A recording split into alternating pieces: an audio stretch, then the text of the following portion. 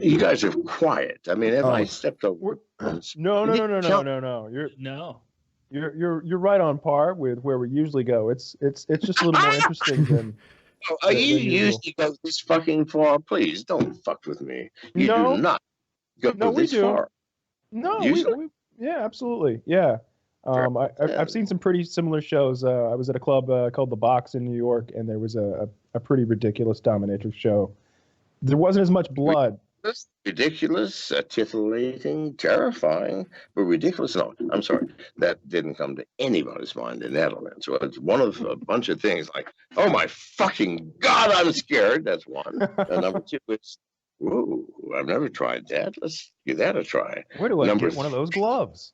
Number three is men unzipping their pants and masturbating in the goddamn chairs and so on. But no, ridiculous didn't come to anybody's mind, I'm sure of you. I can just say. Fair enough. Jesus Christ. So I want to hear about some of your time in Belize. It seemed like you got into a bit of trouble down there with the government of Belize, and you had to end up leaving the country under ridiculous circumstances. And I understand they ended up auctioning off a lot of your property, and then I read that your home there even was burned down under what they call suspicious circumstances. What's the truth that people don't know behind that?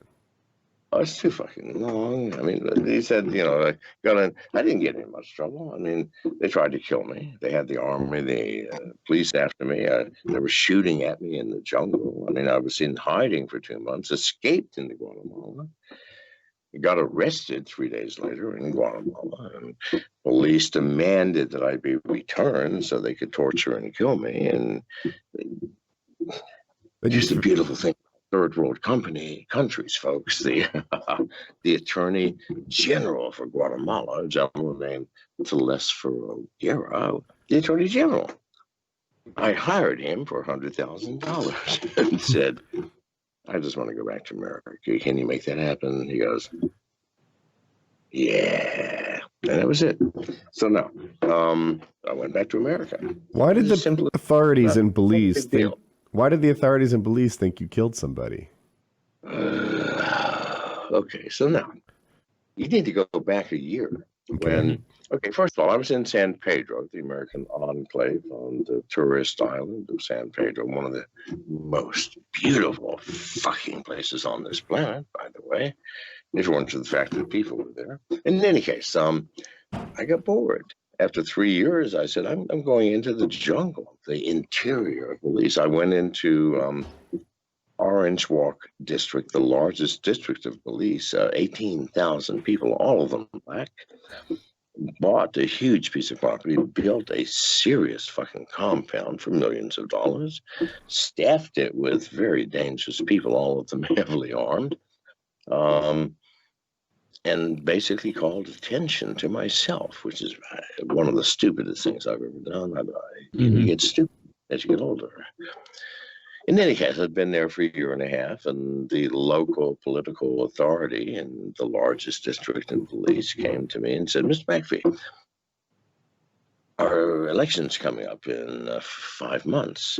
If you would donate $2 million to our party, here's what we would do. We would give you 1 million acres along the river. Well, that could eventually be worth billions, but I probably wouldn't live that long. Tax breaks, all the pussy you could ever goddamn imagine. I idiotically said no. Now, what idiot says no when the person coming is representing the goddamn government and they have 17,000 soldiers with AR-15s, tanks, and fucking helicopters? No. Who does that? Well, I do. I'm stupid. I said no. I should have said 2 million. Let me give you 4 or 10. No, I said no. Well, 1 week later, 47 armed soldiers from the gang suppression unit, which reported directly to the prime minister. It's the equivalent of the Navy SEALs in America. Stormed my property, arrested me, shot my dog in front of my eyes, saying, Mr. McAfee, if you do not think we're serious, boom! The dog's head exploded in front of me. My goodness. It sucks. That's sad. I just said, I see you're serious. What is your name, my friend? Anyway, so now, it's been a terrible day. I was tortured. They destroyed my lab where I was doing antibiotic research. It cost me $500,000 in damages, and then just left. My goodness. What kind of torture were they putting you through? I'd rather. But anyway, so the next day, the same gentleman who asked for the $2 million came back and said, "Oh, Mr. McAfee, good. We are so sorry. We made a mistake. We had bad information. Please forgive us." And Mr. McAfee, by the way, have you reconsidered your donation? Well, I was pissed off by then because they shot my dog. I don't give a shit about the destruction of property. They killed my dog. I had 17. Mm-hmm. Yes, but they killed my favorite dog. Anyway, so, Mr. McAfee, we're terribly sorry. We made a mistake. However, Mr. McAfee, have you reconsidered your donation? I said, well, very simply, very politely, by the way. Property, or I will shoot you in the head right now. That was another mistake. I should have said, I have indeed. Now that you've shown me the truth, the light of the proper way. You're a bit of a slow learner here. You know what? It's my fucking emotions. No, and I meant it. I had a .357 Magnum in his shoulder muzzle, which I pulled. I didn't point it at him. I had it in my hand, pointing to the ground. I said, "Get off my property, never return, else I will kill you." Do you understand me? Because I knew what they had done. They killed my fucking dog. I mean, forget the torture, forget the $500,000, forget everything. No, they killed my goddamn dog. No, sorry, they don't pass muster here. Get off my property, else I will kill you. Well, that started a war with the Belizean government, which lasted for 7 months, up until the time that they couldn't collect me legally. Why? Fuck me, I had the most serious security. Listen, if the Belizean army had tried to collect me illegally, 100 of them would have died, and of course we would have all died as too. But no, we're not going to do that shit. Because I moved back to San Pedro, the American fucking enclave. 94% of all Belizean income comes from Americans and their tourists. They don't fuck with you, San Pedro. However, they were so goddamn clever. One night, the government poisoned 9 of my 16 remaining dogs. And the next night, killed my next door neighbor after planting rumors that he had killed my dogs. I knew better. He was a, hang on a second. Janice? Hang on. Janice! Hey, Taylor, maybe take a second to fix your camera again. Okay. I don't know why it's doing this. Sorry. No, what can you do? We don't. For any viewers, John wanted to use Skype, so this is new to us. Well, old to us, but whatever. I'm talking to you. Oh, I thought you were finished. No, I haven't finished. Probably they've already left by now. It's been very boring so far. Hello, everyone. Sorry about the interruption. I don't know if they heard that. Probably not. All right, so now. Okay. Sorry about the interruption, everyone. No problem. It's all You're good, fine, Janice. I don't know who this woman is. I just we'll figure it out later. So anyway, I knew it was not my neighbor. who poisoned my dogs. God damn it, he had dogs. You tell me, people, what dog owner is going to kill somebody else's dogs? Mm-hmm. Poison them? I mean, I woke up at 2 a.m. and they were lying in the sand on the beach, vomiting their intestines out of their mouth while shitting their intestines out their ass. I had to kill them all. Wow. You think that was not a difficult task? Then you've never had a dog, people. Can you imagine 9 that you loved, you raised from puppies? 5 years earlier, you fed them, you cared for them. When they bit into a porcupine, you helped pull out the fucking spines. Mm-hmm. You cradled them when they were sick. You loved them. And they're out there in the sand vomiting their intestines. I don't know, so I shot them all. I knew it was not my fucking neighbor. He loved dogs, people.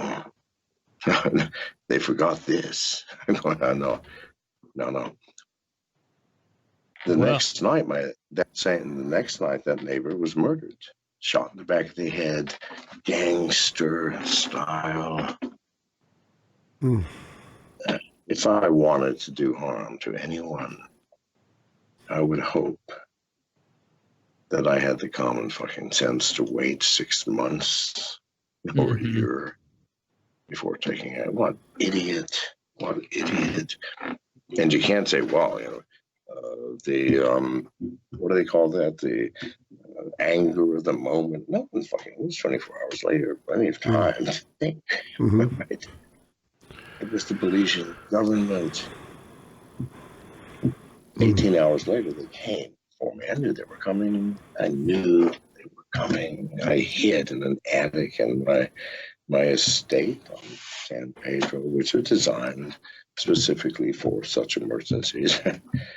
This has been my life for 55 years. So, of course, I have an escape plan. So I hid in the attic. 22 hours laying motionless. I pissed my pants because I was afraid to move, to make a noise. Police were searching right below me for me. Special room, impossible to detect. After 20-some hours, I came down. The police were gone. Scurried across the sand, hid under another one of my buildings in the sand, which had, under a huge piece of plywood, had a small, shallow grave dug in the sand, which I put myself in with the plywood. The police actually came by 2 hours later, looking again with flashlights and so on. They left at about 4 a.m., at which case I left, walked 100 yards up the beach to a neighbor who was a seasonal resident of San Pedro and had given me the keys to their house so that my caretaker could maintain it, and hid in their back garage with a lock that I had the key to, and called some man natives, one of the 7 women I was living with at that time. And I called her because I knew that she had set this whole thing up, which she had, which she admitted to later. And I said, are you going to help me now, Sam? She was crying and said, yes.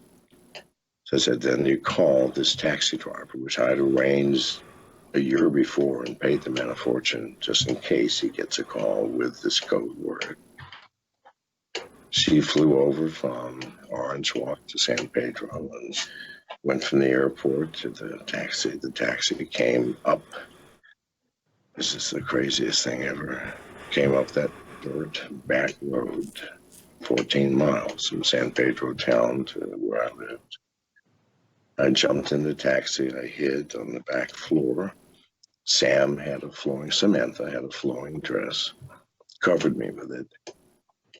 3 minutes later, as we're heading south on that road, the police, 2 vans, maybe 25 officers, were heading up to my place to continue their search. They stopped us. But Samantha did what Samantha always does, a very sexy, alluring, lusty lady. Ah. Did she convince them not to pursue with a little sexual favor? No, didn't have to do anything. She merely, as she saw them coming, she opened her blouse so that her nipples were not quite peeking out. Everything else was. And so no one, and this van stopped us. The police are here. I'm looking up to the left of Sam's left leg, and I can see the goddamn police officer looking. And I'm looking down. He's looking at Sam. They have a brief conversation, and we move on. And it's a long story. You don't want to hear this shit. Plus, we're over time. Maybe another day. All right? Jeez. So,